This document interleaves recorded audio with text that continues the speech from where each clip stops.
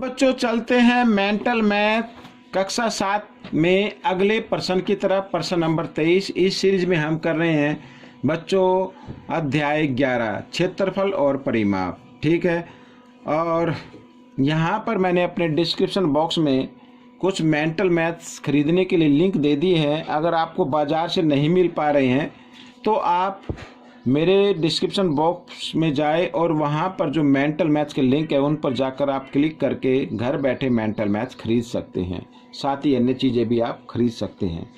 तो यहाँ पर बच्चों देखिए, अब हम जो प्रश्न करने वाले हैं वो ये है प्रश्न नंबर 23।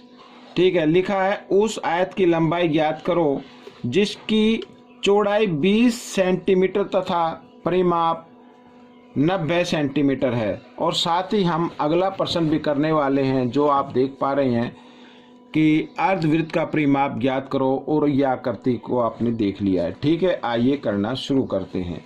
तो बच्चों यहाँ पर मैं आपको लेके चलता हूँ प्रश्न नंबर 23 पर।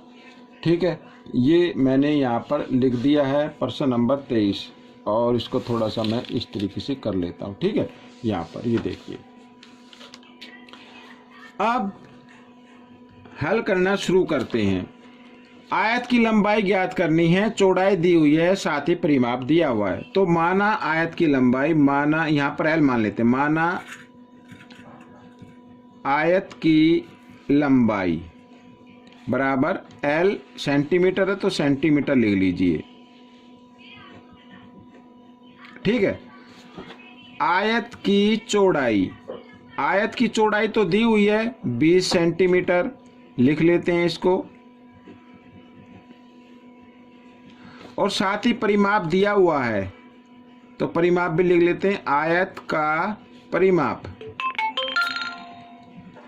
आयत का परिमाप हम लिख लेते हैं 90 सेंटीमीटर।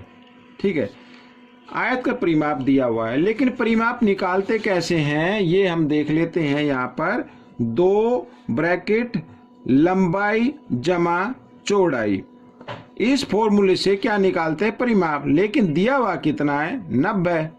ठीक है, तो आइए, तो सबसे पहले तो आपको ये करना है, ब्रैकेट के साथ ही 2 इधर गुणा में है, इधर लेके आएंगे भाग में।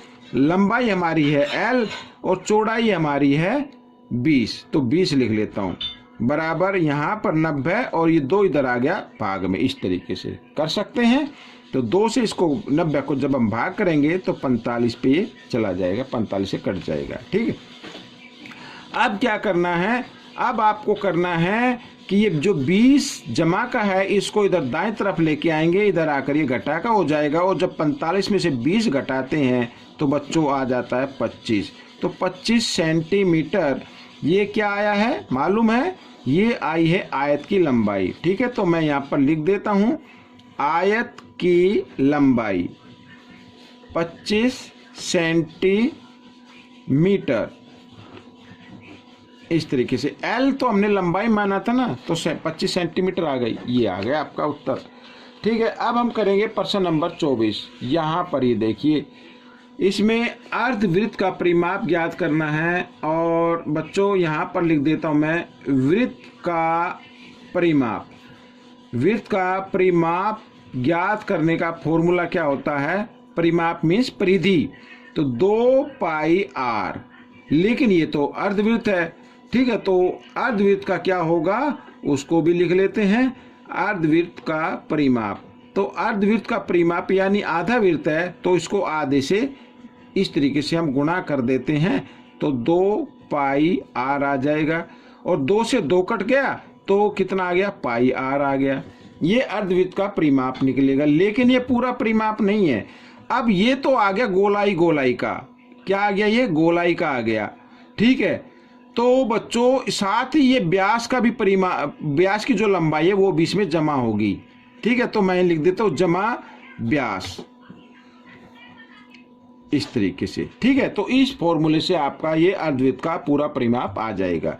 तो देखो बच्चों, पाई का मान होता है 22/7, और त्रिज्या है अपनी 7, और जमा व्यास, व्यास क्या होता है बच्चों, जो त्रिज्या दी हुई ना उसका दुगुना होता है, इस तरीके से। तो 7 से 7 कट गया, यहाँ पे बचा 22 और जमा 2 सत्ते 14, ये 14 हो गया। तो इनको जमा करें तो 4 और 2 6 और 2 और 1 3, 36। तो 36 सेंटीमीटर आ गया बच्चों अर्धवृत्त का परिमाप। ये याद रखना। बहुत से बच्चे गलती कर देते हैं कि इसका ही निकाल लेते हैं, जो गोलाई है ना आधी गोलाई इसका ही निकाल लेते हैं, लेकिन इसका नहीं निकालते हैं। तो आपको इसको भी निकालना है क्योंकि अर्धवृत्त में ये भी ऐड हो रही है, ठीक है ना। तो इस तरीके से व्यास का भी निकालना है और जमा कर देना है। तो बच्चों ये प्रश्न हल हो गया है। आपको कैसा लगा मुझे ज़रूर बताएं। इसमें से सीखकर दूसरों को ज़रूर सिखाते रहना है। मिलते हैं अगले पार्ट में, तब तक आप प्रैक्टिस करते रहें।